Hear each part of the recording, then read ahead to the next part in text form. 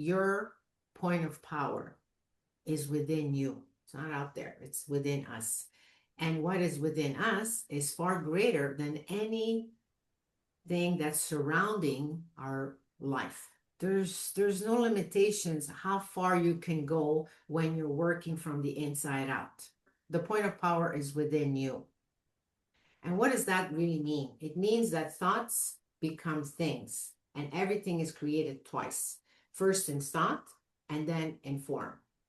So, our mind is the most powerful tool that you and I have. And unfortunately, when we are unconscious because we have been hijacked, we don't realize where we're focusing because our thoughts are energy. And as the energy goes out into the universe can only give back to us whatever we're projecting outward. So it's for us to be careful and to try to be conscious as often as we can so that we use our free will to focus on what we want to create. As human beings, we're creating all the time. We either create by default or we create by design. And when we're creating by default, that's when we're creating at times unwanted situations, circumstances, or even conditions. So it's very important that we know the power that resides within us. We are such powerful beings. And so our work then is to start dreaming of the life that we would love to live versus settling for the life that we have. And the more you connect the mind, body, spirit, the more you become a vibrational match to your dream. We live in a spiral universe. So that spiral of becoming, it's pulling you upward. So as you're being pulled upward, your frequency changes because your vibration begins to ascend higher and higher. And the higher we ascend, the more we become a vibrational match to our dream.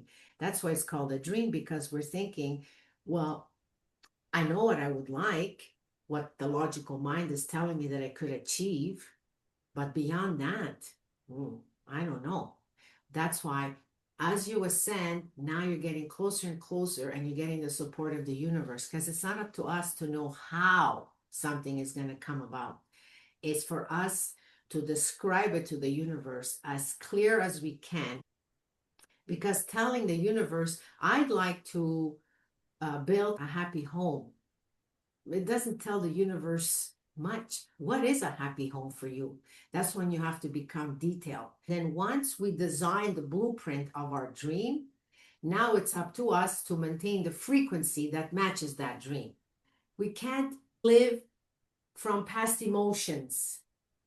Past emotions are contractive emotions, constricted, sad, fearful. Fear is the number one. We have to be able to stay happy because we're designing our dream. And therefore, to be able to attract that dream into our life, we have to match it not only by envisioning it or imagining it, but also vibrationally.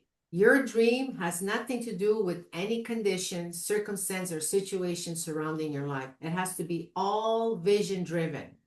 And we have to learn to think from the end, because if we think from the beginning, eventually the logical mind can't help you anymore and it gets stuck. And that's when we get stuck. And that's when we say, oh, it's too big of a dream. What does that dream look like when I finally achieve it? We don't want to restrict the universe from giving what we are deserving of, because our logical mind has limitations. So even though we're dreaming, we think that we're riding as high as we can. But that high that we think that we've reached the top is only the floor, the starting point of your higher self, which is soul, the universe. So by saying this or something even greater still, you're leaving the doors open. This is as much as I can dream, but I'm leaving it open.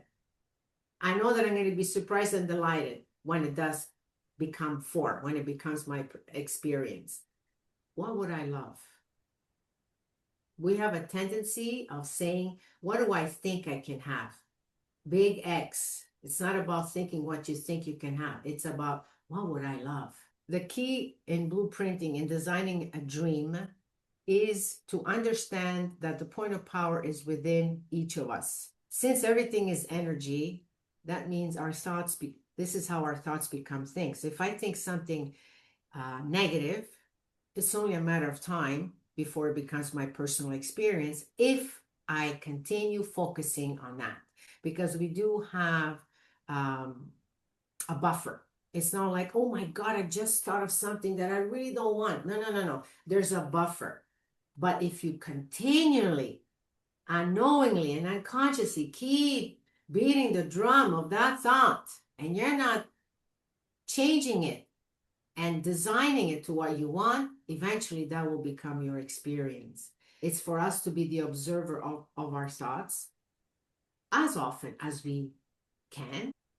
The moral of this is that every time you catch yourself and you celebrate yourself, that moment is part of your evolution. This is how we grow and evolve into the person that we are here to be. Every time that we catch ourselves is a notch on the belt.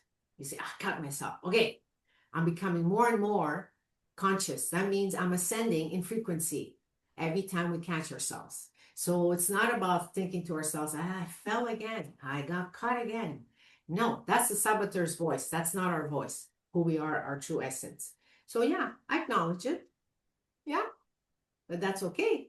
The key is I still caught you. So I'm going to celebrate that win. What would I love? And listen to what comes up, identifying to your longing and discontent. And by the way, when we have longings and discontent, that's good. It's not bad because the discontent is showing you what you don't want. But to be able to replace your discontent with what you're longing, you have to be made aware of your discontent, correct? If you don't know what you're unhappy about, how can you design something that you love? So let it in. Be the observer. Notice that you're not happy with this.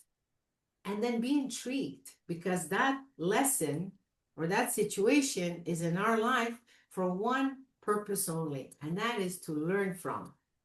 And since everything is neutral and we give it meaning, if something throws you off, come back. What meaning am I giving it? Let me look at another aspect of the truth. What else can this show me? That's the energy that is going out to the universe. So whatever you're projecting outward is what comes back to you tenfold, whether it's good or bad. So it's up to us incrementally. Sometimes it could take a lifetime. It doesn't matter. We're all at different paths, on different paths, different journeys. Because you know that whatever thought you have, that's the energy that you're projecting outwards. What is within me is greater than anything outside of me. If I think $100,000, how am I feeling emotionally? Oh yeah, piece of cake. Okay, so that means I could go higher. Let's try 200,000.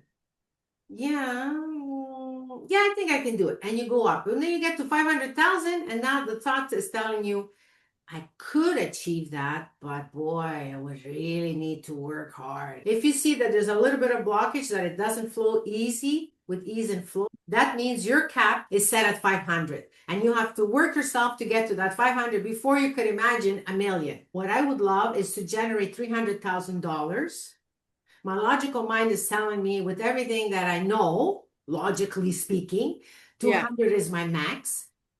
So universe, that or something even greater still. Always end your phrase with that. Your heart opens up right away. That or something even greater still. When the mind is trying to tell you how is not our business. It's never been our business. It's God's business. Our business is the what and the why. You don't want to lock the universe in. The universe created this world.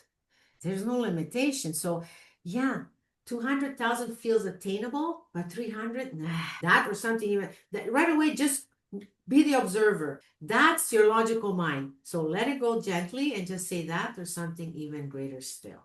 What would I love? To be, do, give, and create. Change is constant.